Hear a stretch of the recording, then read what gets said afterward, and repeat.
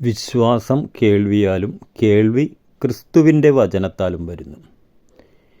ഈ വചനം നമുക്കൊന്ന് ശ്രദ്ധിക്കാം. ഇവിടെ പറയുന്നത് വിശ്വാസം കേൾവിയാലും കേൾവി ക്രിസ്തുവിൻ്റെ വചനത്താലും വരുന്നു. അപ്പോൾ കേൾക്കേണ്ടത് വിശ്വസിക്കേണ്ടതും ക്രിസ്തുവിൻ്റെ വചനത്തിലാണ്. അതായത് നമ്മൾ പുതിയ നിയമത്തിലേക്ക് വരുമ്പോൾ ക്രിസ്തു യേശു മുഖാന്തരമാണ് മനുഷ്യരാശിയുടെ അനുഗ്രഹം. വ്യക്തിപരമായി പറഞ്ഞാൽ എൻ്റെ അനുഗ്രഹം എന്ന് ഞാൻ വിശ്വസിക്കണം. അതാണ് ഇവിടെ പറയുന്നത്. വിശ്വാസം കേൾവിയാലും കേൾവി ക്രിസ്തുവിൻ്റെ വചനത്താലും വരുന്നു. അപ്പോൾ ക്രിസ്തുവിൻ്റെ വചനത്താലാണ് നമ്മുടെ അനുഗ്രഹങ്ങൾ എന്നുള്ള തിരിച്ചറിവ് നമുക്കുണ്ടായിരിക്കണം. കാരണം യേശുവിൻ്റെ നാമത്തിൽ നമുക്ക് ഇവിടെ വിടുതലുകൾ നടക്കും. കാരണം നമ്മൾ ഫിലിപ്പിയർ 2 നമ്മൾ വായിക്കുന്നുണ്ട്, അവൻ ദൈവമായിരിക്കെ ദൈവത്തോടുള്ള സമത്വം മുറിയെ പിടിച്ചുകൊള്ളണമെന്ന് വിചാരിക്കാതെ താണിറങ്ങി, ക്രൂശിലെ മരണത്തോളം തന്നെ താണിറങ്ങി. അതുകൊണ്ടോ ദൈവം അവനെ എല്ലാ നാമത്തിനും മേലായ നാമം നൽകി. ആ നാമത്തിൻ്റെ മുമ്പിൽ സ്വർലോകരുടെയും ഭൂലോകരുടെയും അധോലോകരുടെയും എല്ലാം മുട്ടുമടങ്ങും. അപ്പോൾ യേശുവിൻ്റെ നാമം ഉച്ചരിക്കുന്നിടത്ത് പൈശാചിക മണ്ഡലങ്ങൾ മുട്ടുമടക്കും. അതുകൊണ്ടാണ് നമ്മുടെ സഭകളിൽ, കൂട്ടായ്മകളിൽ യേശുവിനെ ഉയർത്തിയാൽ, യേശുവിൻ്റെ നാമത്തെ ഉയർത്തിയാൽ അവിടെ രോഗികൾ സൗഖ്യമാകും, ഭൂതങ്ങൾ വിട്ടോടും. അങ്ങനെ പല പ്രവൃത്തികളും നമ്മുടെ കൂട്ടായ്മയിൽ കാണുന്നത്. പക്ഷേ ഇതല്ല, ഇവിടെ പറയുന്നത് ക്രിസ്തുവിനെ കുറിച്ചിട്ടാണ്. വിശ്വാസം കേൾവിയാലും കേൾവി ക്രിസ്തുവിൻ്റെ വചനത്താൽ. ക്രിസ്തുവിൻ്റെ വചനത്തിനകത്ത്, അതായത് ക്രിസ്തു മുഖാന്തരമാണ് മനുഷ്യരാശിക്ക് യഥാർത്ഥമായ അനുഗ്രഹം, ദൈവത്തിൽ നിന്നുള്ള അവകാശമായ അനുഗ്രഹം കിട്ടുന്നത്.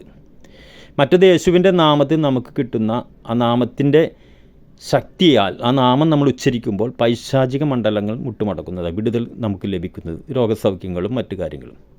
അത് താൽക്കാലികം മാത്രമാണ്, മനസ്സിലാവുന്നു. പക്ഷേ ക്രിസ്തുവിൽ ഈ അനുഗ്രഹങ്ങൾ എനിക്കുണ്ടെന്നുള്ള ഒരു വിശ്വാസം ഒരു വ്യക്തിയിലുണ്ടെങ്കിൽ അത് നമ്മുടെ അവകാശമാണ്. അത് കിട്ടിയാൽ നിലനിൽക്കുന്നതാണ്. അപ്പോൾ യേശുവും ക്രിസ്തുവും രണ്ടും രണ്ടാണ്. യേശു ജീവിച്ചിരുന്നിടത്തോളം കാലം യേശുവായിരുന്നു. പക്ഷേ യേശു ക്രൂശിൽ മനുഷ്യരാശിയുടെ അനുഗ്രഹത്തിനായി, വീണ്ടെടുപ്പിനായി, അതായത് യേശു നമ്മുടെ സൗഖ്യത്തിനായി അടിയേറ്റു. യേശു നമ്മുടെ ശാപങ്ങളെ നീക്കുവാൻ ശാപഗ്രസ്തനായി. യേശു ദരിദ്രനായി നമ്മളെ സമ്പന്നനാക്കുവാനാണ്. യേശു തൻ്റെ രക്തം നമുക്കായി ചിന്തിയ നമ്മുടെ പാപമോചനത്തിന്, യേശുവിൻ്റെ രക്തം നമ്മുടെ സകല പാപവും പോക്കി നമ്മളെ ശുദ്ധീകരിക്കുന്നു. അപ്പോൾ യേശു ക്രൂശിൽ കൊടുത്ത ആ വില, ആ യാഗം, അതാണ് യേശുവിനെ ക്രിസ്തുവാക്കി മാറ്റിയത്. അപ്പോൾ അത് ഞാൻ ഒരു വ്യക്തി വിശ്വസിച്ച്, ഹൃദയത്തിൽ വിശ്വസിച്ചുകൊണ്ട് യേശു എൻ്റെ വീണ്ടെടുപ്പുകാരനാണ്, ക്രിസ്തുവാണെന്നൊരു വ്യക്തിയുടെ ആഴമായ വിശ്വാസവും ആ വെളിപ്പാടിൽ നിന്ന് നമ്മൾ വചനത്തിൽ വിശ്വസിക്കുമ്പോൾ ആ വചനത്തിൽ പറഞ്ഞിരിക്കുന്ന വാഗ്ദത്തങ്ങൾ, അനുഗ്രഹങ്ങൾ നമ്മളുടേതായി തീരും. നമ്മളെ അവകാശമായിട്ട് നമുക്കത് പിതാവിനോട് ചോദിക്കാം. അതുകൊണ്ടിട്ടാണ് നമ്മൾ 2 കൊരിന്ത്യർ 1:20 നമ്മൾ വായിക്കുന്നുണ്ട്, ദൈവത്തിൻ്റെ വാഗ്ദത്തങ്ങൾ എത്രയുണ്ടെങ്കിലും അവനിൽ എന്ന് വെച്ചെന്നാൽ ക്രിസ്തുവിൽ ഉവ് എന്നത്രയും. അപ്പോൾ ദൈവത്തിൻ്റെ വാഗ്ദത്തങ്ങൾ നമുക്ക് ലഭിക്കുന്നത് അത് ക്രിസ്തു മുഖാന്തരമാണ്. പഴയ നിയമത്തിലായിക്കോട്ടെ പുതിയ നിയമത്തിലായിക്കോട്ടെ, നമ്മൾ ദൈവവചനപ്രകാരം മനുഷ്യരാശിക്കായി വെച്ചിരിക്കുന്ന അനുഗ്രഹങ്ങൾ നമുക്ക് ലഭിക്കണമെങ്കിൽ അത് ക്രിസ്തു മുഖാന്തരമാണ്. അതുകൊണ്ടാണ് നമ്മൾ ലേഖനങ്ങളിലേക്കൊക്കെ വരുമ്പോൾ ക്രിസ്തു യേശു എന്നാണ് ആദ്യം പറയുന്നത്. അതായത് യേശു ക്രിസ്തുവായ ക്രിസ്തു യേശുവിലാണ് നമ്മൾ അനുഗ്രഹിക്കപ്പെടുന്നത്. പിന്നെ വേറെ ഒരു കാര്യം കൂടെയുണ്ട്, നമ്മൾ ശ്രദ്ധിക്കേണ്ടതാണ്. ഈ അനുഗ്രഹങ്ങൾ നമുക്ക് ലഭിക്കുവാൻ നമ്മൾ ജീവിതത്തിൽ നമ്മളെടുക്കേണ്ടതായ ഒരു സമർപ്പണം കൂടിയുണ്ട്. അതായത് ക്രിസ്തുവിൽ വേരൂന്നി നമ്മൾ വളരണം. നമ്മൾ യോഹന്നാൻ്റെ സുവിശേഷം 15-ാം അധ്യായത്തിൽ നമ്മൾ വായിക്കുന്നുണ്ട്. അതായത് ഞാൻ സാക്ഷാൽ മുന്തിരിവള്ളി, എൻ്റെ പിതാവ് തോട്ടക്കാരൻ. കണ്ട, എന്നിൽ കായ്ക്കാത്ത കൊമ്പൊക്കെയും അവൻ നീക്കിക്കളയുന്നു, കായ്ക്കുന്നതൊക്കെയും അധികം ഫലം കായ്ക്കേണ്ടതിനായി ചെത്തി വെടിപ്പാക്കുന്നു. അപ്പം ക്രിസ്തുവിൽ നമ്മൾ കായ്ക്കണം, ക്രിസ്തുവിനോട് ചേർന്ന് നിൽക്കണം. ക്രിസ്തുവിനോട് ചേർന്ന് നിൽക്കണമെങ്കിൽ എന്ത് വേണം? ക്രിസ്തുവിൻ്റെ ഉപദേശത്തിൽ നമ്മൾ നടക്കണം. അതുകൊണ്ടിട്ടാണ് യോഹന്നാൻ്റെ 2-ാം ലേഖനം 1-ാം അധ്യായം 9-ാം വാക്യത്തിൽ ഇങ്ങനെ പറയുന്നത്, ക്രിസ്തുവിൻ്റെ ഉപദേശത്തിൽ നിലനിൽക്കാതെ അതിർ കടന്നു പോകുന്ന ഒരുവനിലും ദൈവമില്ല. അപ്പോൾ ക്രിസ്തുവിൻ്റെ ഉപദേശത്തിൽ നമ്മൾ നിലനിൽക്കുകയും ക്രിസ്തുവിൻ്റെ ഉപദേശത്തിൽ നമ്മൾ നടക്കുകയും ചെയ്യുമ്പോഴാണ് നമ്മളിൽ ദൈവപ്രവൃത്തികൾ നടക്കുന്നത്, ഈ പറഞ്ഞ വാഗ്ദത്തങ്ങളും വിടുതലുകളും നമ്മുടെ ജീവിതത്തിലേക്ക് വരുന്നത്. അപ്പോൾ വാഗ്ദത്തങ്ങളെല്ലാം ക്രിസ്തുവിൽ ഉവ്വുന്നേ, പക്ഷേ ക്രിസ്തുവിൽ നമ്മൾ വേരൂന്നി നടക്കണം, ക്രിസ്തുവിൻ്റെ വചനത്തിൽ നമ്മൾ നടക്കണം. അപ്പോഴാണ് ഈ അനുഗ്രഹങ്ങൾ, ഈ വാഗ്ദത്തങ്ങൾ നമ്മുടെ ജീവിതത്തിലേക്ക് വരുന്നത്.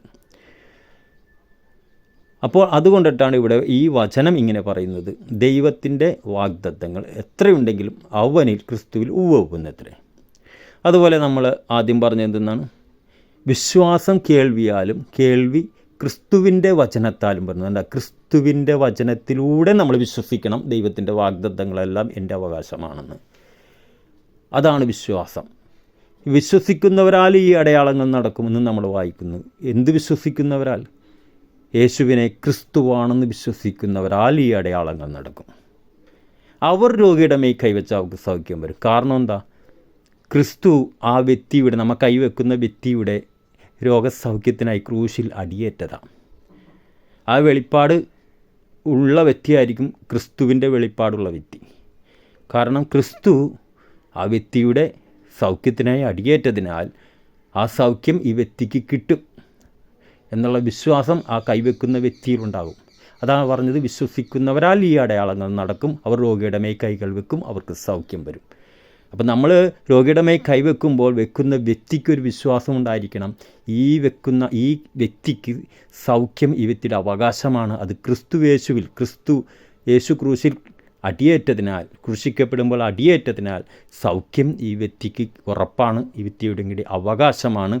ആ വെളിപ്പാടോടുകൂടിയാണ്, അതാണ് വിശ്വസിക്കുന്നവരാൽ ഈ അടയാളങ്ങൾ നടക്കുന്നത്. എന്നാൽ യേശു ക്രിസ്തുവാണെന്ന് വിശ്വസിക്കുന്നവരാൽ, ഈ വ്യക്തിയുടെ സൗഖ്യത്തിനായി യേശു വീണ്ടെടുപ്പ് വില കൊടുത്തെന്നുള്ള വിശ്വാസം ഉള്ളവൻ, വിശ്വസിക്കുന്നവനാൽ ഈ അടയാളങ്ങൾ നടക്കും. അവർ രോഗിയുടെ മേൽ കൈകൾ വെക്കും, അവർക്ക് സൗഖ്യം വരും. അപ്പോൾ നമ്മളറിയണം, പല പ്രാർത്ഥനകൾക്കും നമ്മുടെ ജീവിതത്തിൽ മറുപടി ലഭിക്കാത്തതിൻ്റെ ഒന്നാമത്തെ കാരണം നമ്മൾക്ക് യേശുവിലുള്ള ക്രിസ്തുവിനെ വെളിപ്പെട്ടിട്ടില്ല.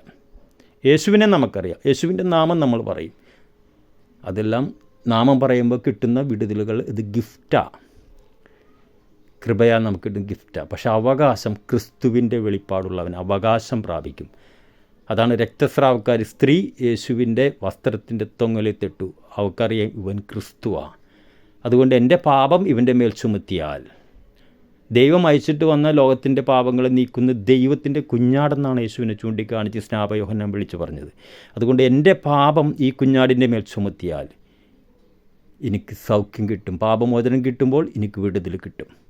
ആ വെളിപ്പാടോടുകൂടി, യേശുവിനെ ക്രിസ്തുവാണെന്നുള്ള വെളിപ്പാടോടുകൂടി യേശുവിൻ്റെ വസ്ത്രത്തിൻ്റെ തൊങ്ങലിൽ പുറയിപ്പിടി പോയി തൊട്ട ആ സ്ത്രീയിലേക്ക് യേശുവിൽ നിന്ന് ശക്തി പുറപ്പെട്ടു, അവൾ സൗഖ്യം പ്രാപിച്ചു.